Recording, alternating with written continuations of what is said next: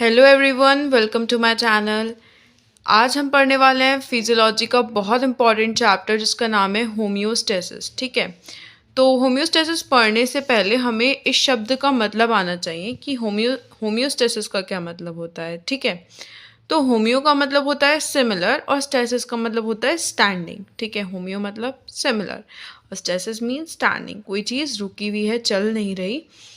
ठीक है, तो हम इसको पूरा अच्छे से समझने वाले हैं कि होम्योस्टेसिस होता क्या है। ठीक है, बेसिकली जब हम होम्योस्टेसिस की बात करते हैं तो इसका मतलब होता है maintenance of constant internal environment of the body.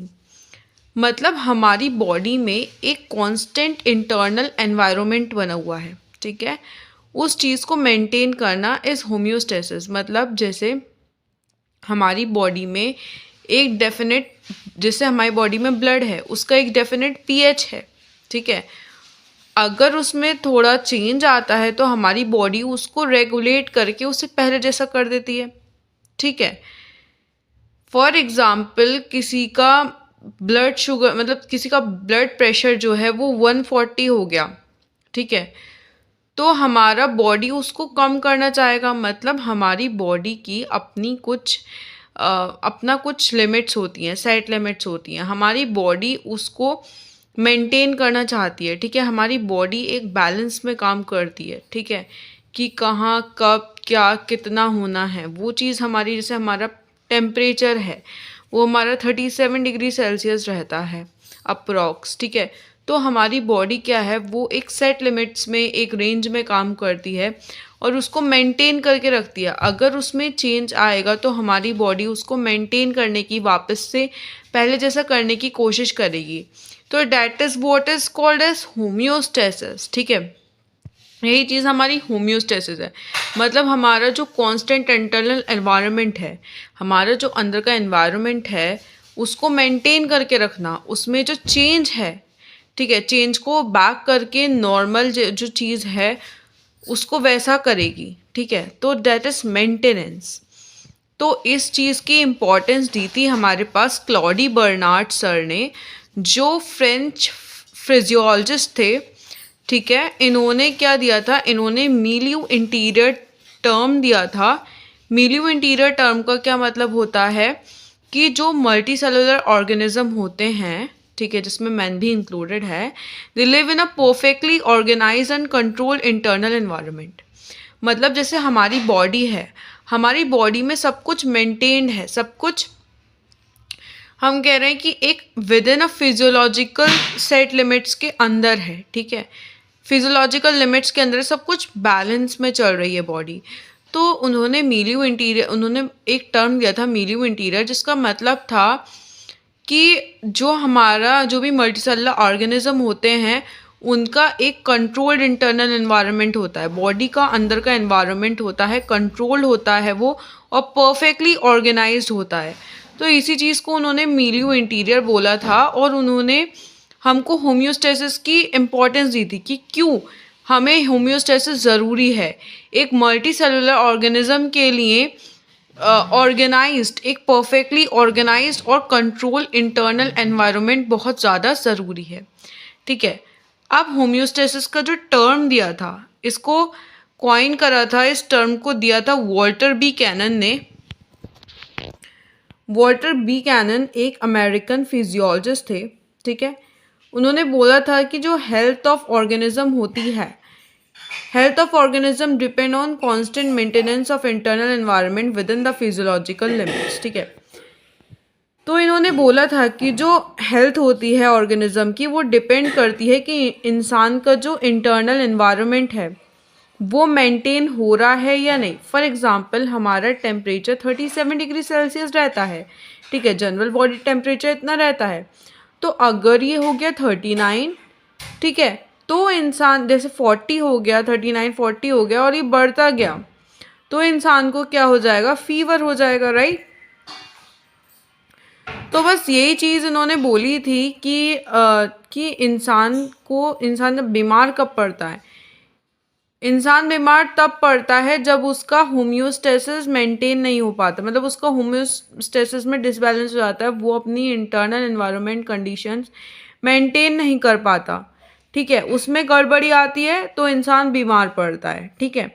When internal environment deviates, ठीक है, जब हमारी जो फिजियोलॉजिकल लिमिट्स है, फॉर एग्जांपल हमको जितना शुगर, हमारा जो नॉर्मल सेट लिमिट है शुगर का, उससे ज़्यादा हो गया तब इंसान को हाइपरग्लाइसीमिया हो जाएगा, लो हो गया हाइपोग्लाइसीमिया हो जाएगा, राइट।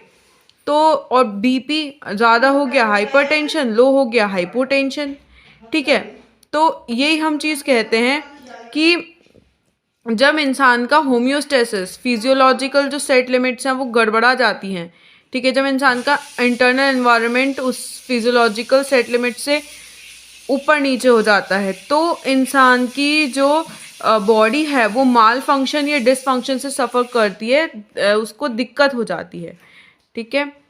हम कहेंगे डिसीज़ हो गई, हम कहेंगे कि फीवर हो गया, ये सब चीज़ें हो जाती हैं, ठीक है।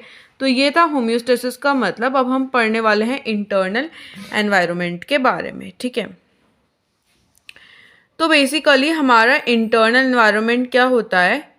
Extra cellular fluid. देखो हमारी बॉडी दो चीज़ों से मिलके बनी होती है, ठीक है। एक तो हमारे पास होता है इंट्रासेलुलर फ्लूइड जो हमारे सेल्स के अंदर होता है, और दूसरा होता है एक्स्ट्रा सेलुलर फ्लूइड जो सेल्स के बाहर होता है, ठीक है। तो इंट्रासेलुलर फ्लूइड और एक्स्ट्रा सेलुलर फ्लूइड, ये दो फ्लूइड हमारी बॉडी में प्रेजेंट होते हैं। तो हमारे जो सेल्स होते हैं वो एक्स्ट्रा सेलुलर फ्लूइड में रहते हैं, ठीक है। जो हमारे सेल्स होते हैं वो एक्स्ट्रा सेलुलर फ्लूइड में रहते हैं, उसी चीज़ को अपन इंटरनल एनवायरनमेंट बोलते हैं, ठीक है। तो the fluid outside the cell which continuously move throughout the body, और यही जो एक्स्ट्रा सेलुलर फ्लूइड होता है ये थ्रू आउट मूव करता रहता है, मीन्स कांस्टेंट नहीं रहेगा, ये मूव करता रहता है, ठीक है। आई मीन टू से ये स्टैंडिंग नहीं रहेगा, मतलब एक जगह पे नहीं रहेगा कि ये, मतलब ये बिल्कुल शांत है ऐसा नहीं रहेगा, इट इज़ डायनामिक, ये कॉन्टिन्यूसली मूव करता रहेगा, ठीक है। फिर हमारे एक्स्ट्रासेलुलर फ्लूइड में आता क्या है, ठीक है। तो एक्स्ट्रासेलुलर फ्लूइड में ब्लड आता है, वी ऑल नो कि ब्लड में हमारे आरबीसी होते हैं, डब्ल्यूबीसी होते हैं, प्लाज्मा होता है, ठीक है। तो हमारे इसमें उसमें क्या है, ब्लड में क्या है, सेल्स तैर रहे हैं, आरबीसी डब्ल्यूबीसी, ठीक है। तो ब्लड होता है और इंटरस्टिशियल फ्लूइड होता है इंटरनल एनवायरनमेंट में। इंटरस्टिशियल फ्लूइड में, इंटरस्टिशियल फ्लूइड क्या होता है? इंटरस्टिशियल फ्लूइड वो जो सेल्स के बीच में प्रेजेंट होता है, सेल्स और टिश्यूज़ के बीच में प्रेजेंट होने वाला फ्लूइड इज इंटरस्टिशियल फ्लूइड, ठीक है। तो हमारा जो एक्स्ट्रा सेलुलर फ्लूइड होता है वो ब्लड का और इंटरस्टिशियल फ्लूइड से मिलके बना होता है। इसमें क्या होते हैं? इसमें न्यूट्रिएंट्स होते हैं, आयंस होते हैं और बाकी सारे सब्सटेंसेस होते हैं जो कि सर्वाइवल के लिए ज़रूरी होते हैं सेल्स के, ठीक है। तो ये खाना एक्स्ट्रा सेलुलर फ्लूइड में तो खाना होने वाला है जिससे वो सेल जो हैं वो लेंगे बाहर से, ठीक है, एक्स्ट्रा सेलुलर फ्लूइड से लेंगे, ठीक है, खाएंगे अपना खाना। उसके बाद नेक्स्ट आता है कि हमारे पास रोल क्या होता है बहुत सारे सिस्टम्स का होम्योस्टेसिस में, ठीक है। तो हमारे पास डाइजेस्टिव सिस्टम में क्या इंपॉर्टेंस है, मतलब होम्योस्टेसिस का क्या इंपॉर्टेंस है डाइजेस्टिव सिस्टम में, ठीक है। तो responsible for digestion and absorption of nutritive substances into the blood, मतलब डाइजेस्टिव जैसे बहुत सारे सिस्टम्स होते हैं हमारी बॉडी में, ठीक है, वो अपना एक होम्योस्टेसिस मेंटेन करके चलते हैं, ठीक है। मतलब वो एक कांस्टेंट इंटरनल एनवायरनमेंट मेंटेन करने की कोशिश करेंगे। जैसे डाइजेस्टिव सिस्टम है वो हमारी हेल्प करता है डाइजेशन में और न्यूट्रिटिव सब्सटेंसेस का ब्लड में अब्जॉर्प्शन, ठीक है। वो ये काम करेगा कि क्या चीज़ अब्जॉर्ब करनी है, ठीक है, क्या डाइजेशन जो हमारी बॉडी में आ रहा है उसको डाइजेस्ट करेगा, उसको प्रॉपरली निकालेगा और अंदर लेगा, ठीक है। डाइजेस्टिव सिस्टम इन चीज़ों में मदद कर रहा है। सर्कुलेटरी सिस्टम हमारा हेल्प करेगा ट्रांसपोर्ट में, ठीक है, सारी जो चीज़ें हैं, ऑक्सीजन हो गया, हार्मोन हो गया, ये बाकी सारी बॉडी के सेल्स को प्रोवाइड करेगा। ब्लड करेगा, कार्बन डाइऑक्साइड को बाहर निकालेगा, वेस्ट प्रोडक्ट्स को बाहर निकालेगा, ठीक है, सेल्स को बाहर और जो वेस्ट प्रोडक्ट सेल से रिलीज हुए हैं उनको बाहर निकालेगा, ठीक है। तो ये इसका काम था सर्कुलेटरी सिस्टम का। डाइजेस्टिव सिस्टम का अपना काम था, ठीक है। उसके बाद रेस्पिरेटरी सिस्टम जो है वो गैसियस एक्सचेंज में हेल्प करेगा। एक्सक्रीटरी सिस्टम वेस्ट प्रोडक्ट्स को रिमूव करने में और ऑस्मो रेगुलेशन में हेल्प करता है। Osmo regulation is the maintenance of ionic balance, ठीक है। उसके बाद स्किन लोअर करेगी और प्रोटेक्ट करेगी, मतलब जो कवर करेगी और प्रोटेक्ट करेगी जितने भी ऑर्गन्स हैं, ठीक है, बॉडी के। कोई इंजरी हो गई बाहर से, टॉक्सिक सब्सटेंस हो गए, ठीक है, उनसे हमारी सबसे पहला जो वेपन होता है हमारी बॉडी का, या कह लो डिफेंस सिस्टम में सबसे पहला जो औजार होता है वो होता है स्किन, ठीक है। उसके बाद आता है हमारे पास लिम्फेटिक सिस्टम। लिम्फ क्या करता है कि lymph return protein from tissue space into the blood. जो भी टिश्यू स्पेसेस में प्रोटीन रह जाता है, लिम्फ उसको वापस से ब्लड में ले आता है। दूसरा जो भी रीडिस्ट्रीब्यूशन होता है फ्लूइड का, ठीक है, फ्लूइड का रीडिस्ट्रीब्यूशन कर देता है बॉडी में, ठीक है। उसके बाद एंडोक्राइन सिस्टम, ये हमारे बहुत सारे हार्मोन्स बनाता है, उनको रिलीज़ करवाता है। अब हमें खाने की भी ज़रूरत है अपना ज़िंदा रहने के लिए, तो स्केलेटल मसल्स कैसे हेल्प करती हैं हमारी। स्केलेटल सिस्टम से हम अपना खाना ले सकते हैं, ठीक है, उसके ज़रिए तो हम जाएंगे सर्च ऑफ फूड में, कोई अपना खाना खुद नहीं बनाते। फिर हमारी जो कुछ भूकंप वगैरह आ गया, कुछ एडवर्स कंडीशन हो गई, तो उससे हम स्केलेटल सिस्टम की ही हेल्प से खुद को प्रोटेक्ट करते हैं। देन नर्वस सिस्टम, ठीक है, ये हमारा जो बॉडी का सराउंडिंग है, ठीक है, उस चीज़ को डिटेक्ट करता है, हमको कोई खतरा वगैरह तो नहीं है, उसको डिटेक्ट करता है। ये ब्रेन जो होता है हमारा, ये इंटीग्रेट करता है, इंटरप्रेट करता है। स्टिमुलस मीन्स कोई भी बाहरी चेंज आया, ब्रेन उसको समझेगा, उसके बाद ब्रेन कमांड देगा, ठीक है, बॉडी को अकॉर्डिंगली एक्ट करवाने के लिए। अब ये जो जितने भी सिस्टम्स होते हैं ना, ये आपस में कोऑर्डिनेशन में काम करते हैं और हमारी बॉडी का इंटरनल एनवायरनमेंट को मेंटेन करते हैं, ठीक है। ये जो जितने भी सिस्टम्स अभी हमने पढ़े, ये सब एक कोऑर्डिनेशन में करते हैं। भैया एक्सक्रीटरी सिस्टम कहीं ना कहीं सर्कुलेटरी सिस्टम पे डिपेंड करेगा, रेस्पिरेटरी सिस्टम भी सर्कुलेटरी सिस्टम पे डिपेंड करेगा, और ये सब सिस्टम नर्वस सिस्टम पे डिपेंड करेंगे। मतलब आपस में ही ये सिस्टम एक दूसरे पे डिपेंड कर रहे हैं, और ये सब सिस्टम आपस में हमारी बॉडी का होम्योस्टेसिस मेंटेन कर रहे हैं, ठीक है। उसके बाद हमारे पास आता है कंपोनेंट्स ऑफ होम्योस्टैटिक सिस्टम। अब कंपोनेंट्स ऑफ होम्योस्टैटिक सिस्टम्स में हमारे पास 3 चीज़ें आती हैं, एक तो सेंसर, एक कंट्रोल सेंटर और एक इफेक्टर, ठीक है। कंट्रोल सेंटर इज ब्रेन, ठीक है, जनरली ब्रेन, और कभी कभी स्पाइनल कॉर्ड, ठीक है। उसके बाद हमारे पास सेंसर, ये डिटेक्टर, ये रिसेप्टर होते हैं, इनके तीनों ही नाम याद होने चाहिए। सेंसर भी बोलते हैं, डिटेक्टर भी बोलते हैं, रिसेप्टर भी बोलते हैं। इनका क्या काम होता है, जैसे कोई भी बाहर कोई भी चेंज आया, ठीक है, हमने कहा जी स्टिमुलस आया, तो उसको ये डिटेक्ट करेंगे। कोई भी हमारा recognize deviation in any activity, कोई भी बाहर डेविएशन हुआ, ठीक है, होम्योस्टेसिस गड़बड़ आया, उसको ये in activity in internal environment, ठीक है। इंटरनल एनवायरनमेंट मतलब वी कैन से कि इंटरनल एनवायरनमेंट में चेंज आया, ठीक है, मतलब होम्योस्टेसिस में गड़बड़ी हुई, तो ये ट्रांसमिट करेंगे message to the control centre, ठीक है। मतलब इंटरनल एनवायरनमेंट से कोई भी डेविएशन हुई, इन्होंने एकदम से डिटेक्ट कर लिया, इन्होंने मैसेज पहुंचाया कंट्रोल सेंटर को, ठीक है। अब कंट्रोल सेंटर हमारा कौन सा है, ब्रेन या स्पाइनल कॉर्ड, ठीक है।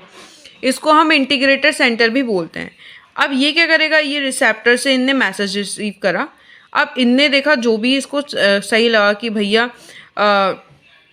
ठंड लग रही है, ठीक है, बुखार आ रहा है, आप चिली के साथ बुखार आ रहा है, ठंड लगने लगी, तो ये शिवरिंग स्टार्ट कर देगा, ठीक है।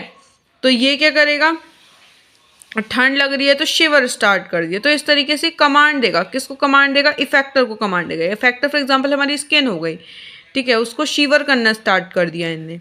Receives the command from centre and increase और डिक्रीज द एक्टिविटी। जो भी चीज़ है, ठीक है, कई बार ये मतलब ये क्या करता है, ये इंक्रीज या डिक्रीज कर देगा एक्टिविटी को। जैसे कि हम एक अच्छा सा एग्जांपल लेते हैं कि हमारा बॉडी का टेम्परेचर बढ़ रहा है, ठीक है, बुखार आ रहा है, इनने क्या करा, इनने कमांड दी इसको, अब हमारा इफेक्टर को, अब हमारा जो भी बॉडी का टेम्परेचर था वो बैक टू नॉर्मल हो गया, डिक्रीज हो गया जितना हमारा नॉर्मली होना चाहिए।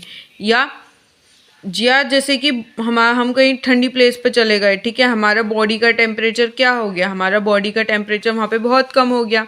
इनने क्या करा, इनने शिवर करना, मतलब ब्रेन ने कमांड दिया कि शिवर करो, ठीक है, ने शिवरिंग स्टार्ट कर दी। इफेक्टर ने क्या करा, शिवरिंग स्टार्ट कर दी।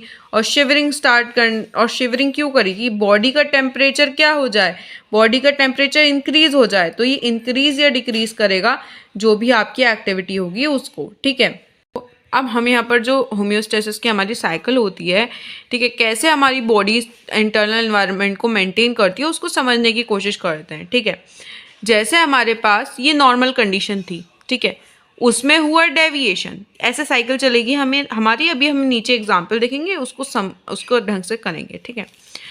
सबसे पहले हमारी नॉर्मल कंडीशन थी, उसके बाद हुआ उसमें डेविएशन, ठीक है, मतलब कोई भी चेंज आया, ठीक है। उसके बाद सेंसर्स ने क्या करा, उस चीज़ को डिटेक्ट करा, उन्होंने मैसेज भेजा कंट्रोल सेंटर को। किसे भेजा, कंट्रोल सेंटर को। अब यहाँ पर इसने कमांड दी इफेक्टर को, इफेक्टर ने करा करेक्शन और वापस से कंडीशन कैसी हो गई, नॉर्मल, ठीक है। तो ये जो होम्योस्टेसिस है, ये हमारा इसके दो तरीके से होते हैं, ठीक है, दो फीडबैक ये देता है। एक तो पॉजिटिव फीडबैक दे सकता है किसी चीज़ को, मतलब पॉजिटिव फीडबैक में क्या करेगा, ये उस चीज़ को इंक्रीज करना लेगा, ठीक है। और एक ये दे सकता है नेगेटिव फीडबैक, ठीक है। नेगेटिव फीडबैक में क्या करेगा ये नेगेटिव फीडबैक में ये उस चीज़ का अपोज करेगा, ठीक है, उस चीज़ को रिवर्स डायरेक्शन में लेके जाएगा। तो हम पॉजिटिव फीडबैक, नेगेटिव फीडबैक अभी समझते हैं क्या होता है, उसके हेल्प से, उसके एग्जाम्पल से हम ये साइकिल भी समझेंगे अच्छे से, ठीक है। तो सबसे पहले नेगेटिव फीडबैक देख लेते हैं। तो नेगेटिव फीडबैक का मतलब होता है कि हमने चेंज को रोक दिया, या तो जो भी फॉर एग्जांपल टेम्परेचर में चेंज आ रहा था तो हमने उसको रिवर्स कर दिया, ठीक है, रिवर्स कर दिया। या फिर बीपी बढ़ रहा था, अब बॉडी इतना अच्छा फंक्शन नहीं कर रही थी, बट बॉडी ने ट्राई करा रोकने का, उस चीज़ को वहीं रोक दिया, ठीक है। और reverse the direction of change, ठीक है, या तो रोक रही है बॉडी या फिर रिवर्स कर रही है, तो that comes under negative feedback, ठीक है। तो क्या हो रहा है यहाँ पे, जैसे ब्रेन से मैसेज रिसीव करा, after receiving the message from control centre, effector जो होगा वो नेगेटिव फीडबैक देगा कंट्रोल सेंटर को, ठीक है। मतलब पहले उसने कमांड रिसीव करी, क्या इफेक्टर क्या रिसीव करता है, कंट्रोल सेंटर से कमांड रिसीव करता है, उसके बाद वो नेगेटिव फीडबैक देगा कंट्रोल सेंटर को। फॉर एग्जाम्पल बॉडी का टेम्परेचर, मतलब बॉडी का टेम्परेचर जो है वो बढ़ रहा है, बॉडी का टेम्परेचर बहुत ज़्यादा क्या हो गया है, इंक्रीज हो गया है। तो हमारा ब्रेन क्या, हमारा कंट्रोल सेंटर ब्रेन है, ब्रेन कमांड दे रहा है हमारे इफेक्टर को, स्वेट ग्लैंड्स को कमांड दी उनने, स्वेटिंग करवाओ, ठीक है। तो उसने इफेक्टर ने क्या करा, स्वेटिंग कराई, अब क्या हुआ, टेम्परेचर क्या हो गया, कम हो गया। तो ये क्या हुआ, बढ़ रहा था पहले टेम्परेचर, अब क्या हो गया, कम हो गया। तो दैट इज नेगेटिव फीडबैक, ठीक है, दैट इज नेगेटिव फीडबैक। तो यहाँ पर the control centre modifies the command and maintains the homeostasis. जो कंट्रोल सेंटर है वो कमांड में, फॉर एग्जांपल टेम्परेचर बढ़ रहा था तो उसको रुकवाएगा, ठीक है, उसको कम करवाएगा। तो हमारा जो कंट्रोल सेंटर है वो मॉडिफाई करता है कमांड को और होम्योस्टेसिस को मेंटेन करता है। अब हम दो एग्जाम्पल देखेंगे यहाँ पर, एक तो regulation of secretion of hormones और आगे एक और एग्जाम्पल है वो भी देखेंगे, ठीक है। तो सबसे पहले क्या हुआ, हम यहाँ पर चलते हैं नॉर्मल कंडीशन। देखो यहाँ पर क्या था, हम पढ़ने वाले हैं regulation of secretion of hormone. हम यहाँ पर देख रहे हैं कि हार्मोन कैसे रेगुलेट या और सीक्रेट होते हैं, कि हार्मोन्स का रेगुलेशन हमारी बॉडी कैसे करती है, ठीक है। तो सबसे पहले हमने क्या करा, हमने सबसे पहले नॉर्मल लेवल देखा थायरॉक्सिन का, ठीक है। तो सबसे पहले हमारे पास क्या था, नॉर्मल लेवल था थायरॉक्सिन का, ठीक है। अब इसमें हुई डेविएशन, क्या हुआ, जो थायरॉक्सिन का लेवल है वो बढ़ गया। अब हमारे पास पहले नॉर्मल था, अब हुई डेविएशन इंटरनल नॉर्मल पे, थायरॉक्सिन का लेवल हो गया बढ़, ठीक है, बढ़ गया। अब हमारी बॉडी क्या करेगी, जो चीज़ बढ़ रही है उसको रोकेगी। तो हमारी बॉडी ने क्या करा, ब्रेन ने क्या करा, ब्रेन ने TSH जो कि थायरॉक्सिन सिक्रेशन करवाता है, ठीक है, थायरॉक्सिन स्टिमुलेटिंग हार्मोन, उसको ही बनाना बंद कर दिया, ठीक है। अब ये जो TSH है यही तो थायरॉक्सिन बनवाता है। अब ब्रेन ने सबसे पहले इसको स्टॉप करवाया कि भाई पहले तू रुक, ठीक है, इसको स्टॉप करवाया। अब जब ये रुका तो ये भी रुकेगा ही, ठीक है। अब इसको इनहिबिट हो गया, TSH रुक गया, तो क्या हुआ, डिक्रीज सिक्रेशन ऑफ थायरॉक्सिन। अब थायरॉक्सिन का बनना भी बंद हो गया। इससे क्या हुआ, जब ये ज़्यादा बन रहा था अब ये नहीं बन रहा, अब जो लेवल है थायरॉक्सिन का वो बैक टू नॉर्मल होने लगा, ठीक है। अब हम एक और डेविएशन देख सकते हैं कि अगर हमारे बॉडी में थायरॉक्सिन का डिक्रीज हो जाए लेवल तो क्या होगा। अब बॉडी बोलेगी भाई बहुत कम हो रहा है लेवल, अब तुम क्या करो, तुम TSH बढ़ाओ, ठीक है। लेवल कम हुआ थायरॉक्सिन का तो इसने TSH बनवाना शुरू कर दिया। अब TSH बनेगा थायराइड स्टिमुलेटिंग हार्मोन, तो यहाँ पर क्या बनेगा, यहाँ पर थायरॉक्सिन भी बढ़ना शुरू करेगा, और फिर जब ये बढ़ेगा तो ये कम से नॉर्मल की स्टेट पे आ जाएगा। तो डैट इज़ हाउ क्या होता है, रेगुलेशन होता है हार्मोन्स का, ठीक है। अब हम नेक्स्ट एग्जाम्पल की तरफ बढ़ते हैं। नेक्स्ट एग्जाम्पल है regulation of water balance in the body, कि वाटर का जो लेवल है वो कैसे मेंटेन होता है बॉडी में, ठीक है। तो सबसे पहले हमारे पास नॉर्मल वाटर कंटेंट था, ठीक है। अब हम सबसे पहले देख रहे हैं कि जब वाटर कंटेंट कम होता है तो क्या होता है। सबसे पहले हमारा वाटर कंटेंट कम हुआ, ठीक है। अब हमारे जो हाइपोथैलेमस में ऑस्मो रिसेप्टर्स थे वो डिटेक्ट करेंगे वाटर का लेवल। तो ऑस्मो रिसेप्टर्स ने क्या करा, इस रिसेप्टर्स ने डिटेक्ट कर लिया कि वाटर का जो कंटेंट है बॉडी में वो कम हो रहा है, ठीक है। अब जब हमारी बॉडी में वाटर का लेवल कम होता है हमारी प्यास बढ़ जाती है, बढ़ गई, ठीक है, हमारी प्यास बढ़ गई। इन्होंने जैसी हाइपोथैलेमस ने डिटेक्ट करा हमारी प्यास बढ़ गई, ठीक है। हमारी बॉडी ने डिटेक्ट करा वाटर कंटेंट कम है, प्यास बढ़ गई, और उसके बाद क्या हुआ, हाइपोथैलेमस के ऑस्मो रिसेप्टर्स ने डिटेक्ट करा।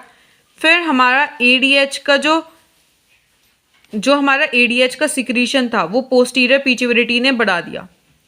ADH का सिक्रीशन पोस्टीरियर पिट्यूटरी ने बढ़ा दिया। तो ADH क्या करता है, ये वाटर की रिटेंशन मतलब वाटर को होल्ड करने की कैपेसिटी किडनी की बढ़ा देता है, ठीक है। अब वो पर्सन है वो फ्रीक्वेंटली यूरिनेट नहीं करेगा, ठीक है, उसको यूरिन कम आएगा, ठीक है, क्योंकि वाटर कंटेंट कम है, ठीक है। तो जो चीज़ें हैं वो किडनी में रिटेन रह जाएंगी, ठीक है। फिर दूसरी चीज़ क्या हुई, अब थर्स्ट बढ़ गई है, ठीक है, इंसान की थर्स्ट बढ़ गई है तो इंसान ज़्यादा पानी पीने लगेगा, ठीक है। इंसान ज़्यादा पानी पीगा तो वो नॉर्मल कंटेंट मतलब वापस हो जाएगा वाटर का, ठीक है। उसके बाद दूसरी कंडीशन आती है कि जब वाटर का कंटेंट ऑलरेडी इंक्रीज है तो प्यास तो नहीं लगेगी, ये तो जनरल सी बात है। और दूसरी चीज़, अब इंक्रीज वाटर कंटेंट है तो कोई भी स्टिमुलस नहीं जाएगा ऑस्मो रिसेप्टर को, वो तो डिटेक्ट नहीं करेंगे, ठीक है, कि कोई भी कि मतलब वाटर कंटेंट में कमी आई है। तो क्या होगा कि जब वो डिटेक्ट ही नहीं कर रहे तो ADH का सिक्रीशन पोस्टीरियर पिट्यूटरी कम कर देगी। उसके बाद क्या होगा कि वाटर का रिटेंशन जो है वो नहीं हो पाएगा, मतलब किडनी वाटर को निकाल देगी, पर्सन को फ्रीक्वेंटली यूरिनेशन करना पड़ेगा क्योंकि ADH ही नहीं बन रहा है जो रोके, ठीक है। अब प्यास नहीं लगेगी तो पानी भी कम पिएगा पर्सन, तो नॉर्मल वाटर कंटेंट मेंटेन हो जाएगा, ठीक है। अब नेक्स्ट आता है हमारे पास पॉजिटिव फीडबैक, ठीक है। पॉजिटिव फीडबैक में क्या होती है कि जो चेंज होता है वो सेम डायरेक्शन में होता है। फॉर एग्जांपल अगर किसी के ब्लीडिंग हो रही है और अगर ये पॉजिटिव फीडबैक होता तो वो ब्लीडिंग होती ही रहती, ठीक है। तो इस तरीके से ये पॉजिटिव फीडबैक हो रहा है कि मतलब जो भी चीज़ चेंज आ रही है बॉडी उसको सपोर्ट करे ही जा रही है। तो हम इसको ब्लड क्लॉटिंग के ज़रिए समझते हैं, ठीक है। इसका पहला एग्जाम्पल है ब्लड क्लॉटिंग। सबसे पहले क्या हुई, injury to blood vessel and bleeding, ठीक है। हमारी जो ब्लड वेसल्स थी वो इंजर्ड हुई, ठीक है। हम समझ रहे हैं कि पॉजिटिव फीडबैक कैसे है ब्लड क्लॉटिंग, ठीक है। Injury to blood vessels and bleeding, हमारी ब्लड वेसल्स रप्चर हुई और ब्लीडिंग हो रही है, ठीक है। फॉर्मेशन ऑफ प्रोथ्रोम्बिन एक्टिवेटर, अब हमारे जो प्रोथ्रोम्बिन के एक्टिवेटर हैं वो बनेंगे। उसके बाद क्योंकि ये एक्टिवेटर बन गए, ये बोलेंगे conversion of prothrombin into thrombin. अब ये जब बन गए, ये प्रोथ्रोम्बिन एक्टिवेटर बन गए, तो ये प्रोथ्रोम्बिन से थ्रोम्बिन में कन्वर्ट हो जाएगा, ठीक है। प्रोथ्रोम्बिन थ्रोम्बिन में कन्वर्ट हो जाएगा। ये इसको सपोर्ट करेंगे कि भाई ज़्यादा से ज़्यादा प्रोथ्रोम्बिन थ्रोम्बिन में कन्वर्ट हो। अब ज़्यादा से ज़्यादा प्रोथ्रोम्बिन जब थ्रोम्बिन में कन्वर्ट हो रहा है तो और डिमांड बढ़ेगी और ये प्रोथ्रोम्बिन के एक्टिवेटर फॉर्म होंगे, ठीक है।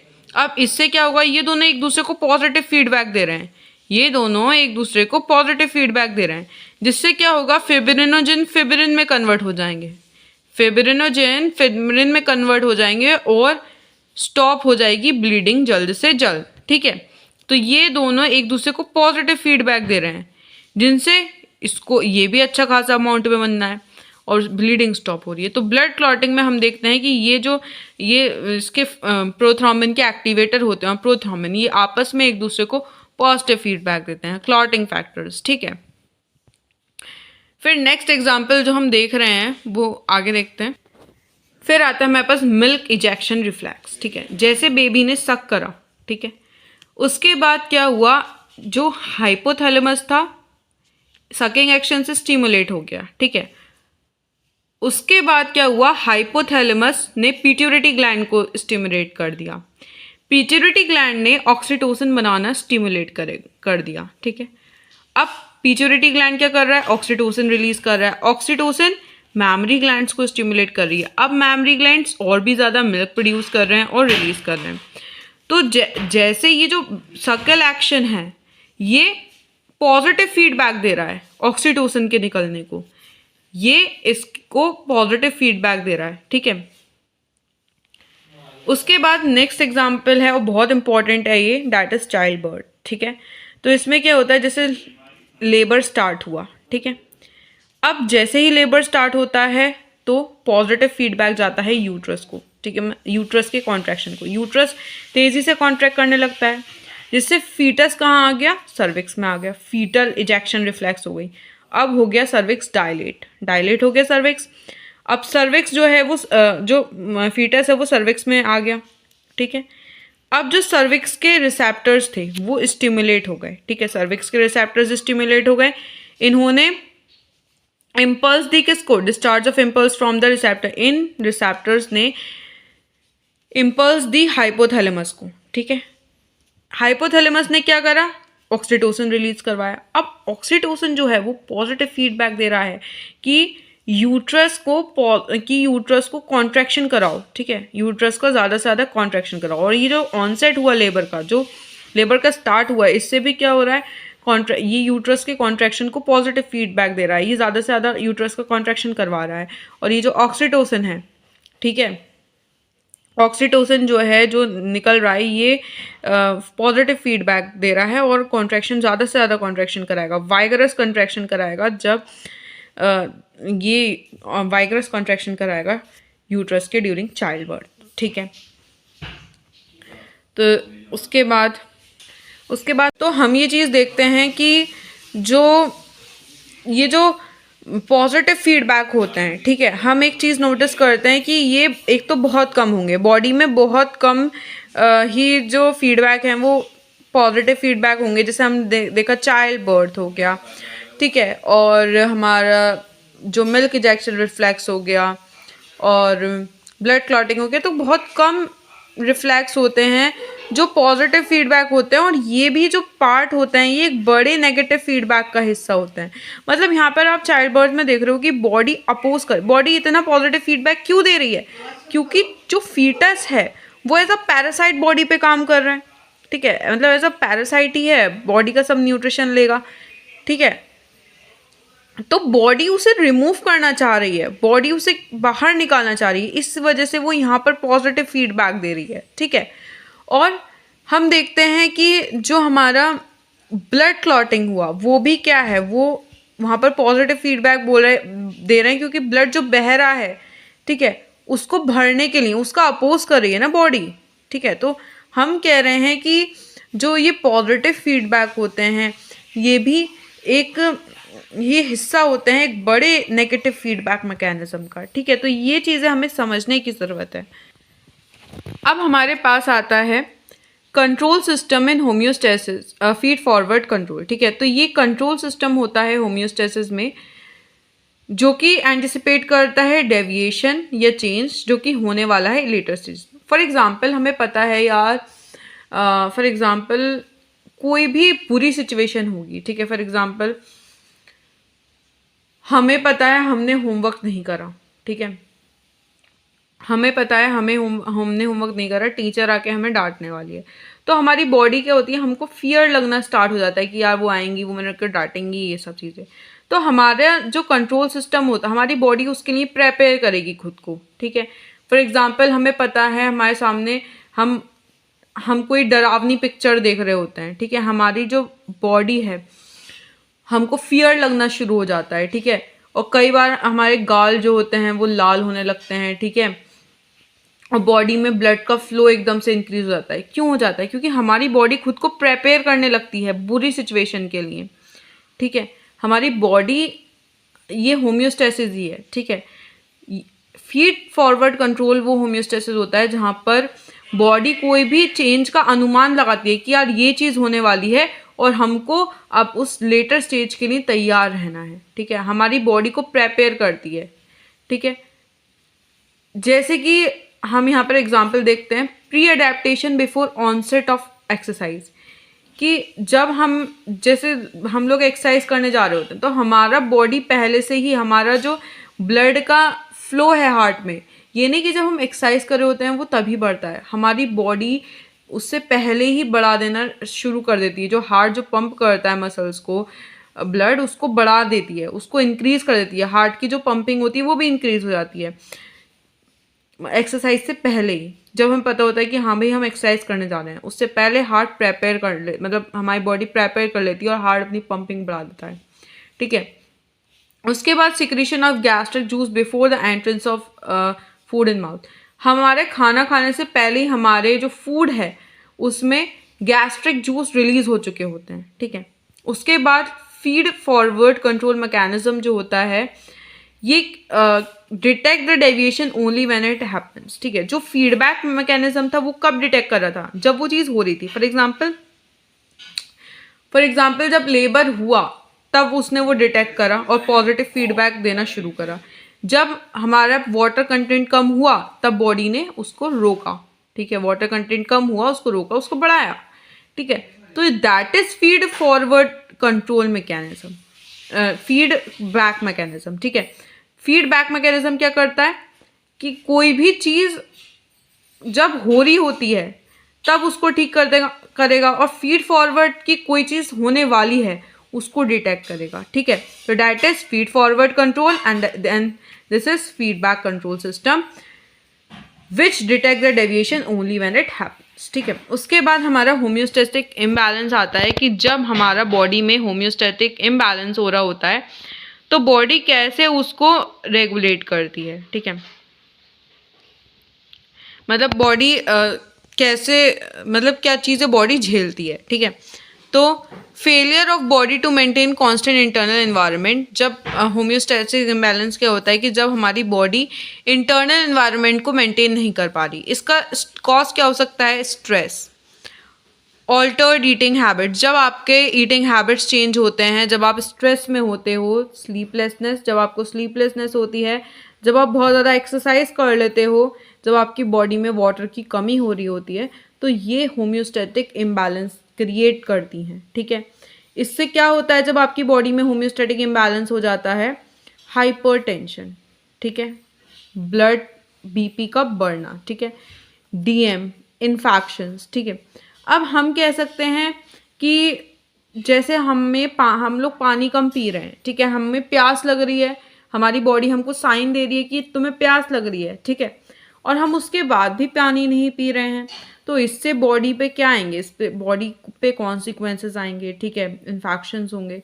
तो डैट इज़ हमारी body that is causes of homeostatic imbalance, ठीक है।